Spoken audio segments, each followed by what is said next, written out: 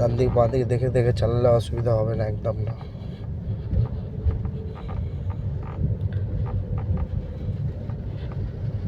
এরা সাইডে দাঁড়িয়ে থাকে, 10 টাকা 20 টাকা নেবে, তারপর ছাড়বে, 50 নেবে, ছেড়ে দেবে। ওদের কাগজ পুরো ওকে আছে, কিন্তু ভাড়া গাড়ি না, আটকে নিয়ে নেয়। 50 টাকার জন্য দাঁড় করায়? হ্যাঁ, পুলিশের কোনো মান সম্মান নেই, ওদের কাজই এটা। এবার যদি 30 টাকা গাড়ি দিয়ে নিল, তো ওর 1500 টাকা এমনি হয়ে গেল।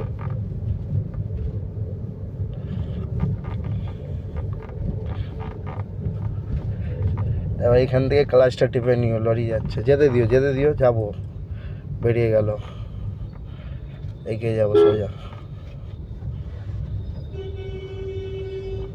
একটু হালকা বাঁ দিকে হবে, ডান দিকে লরি, বেরিয়ে গেল।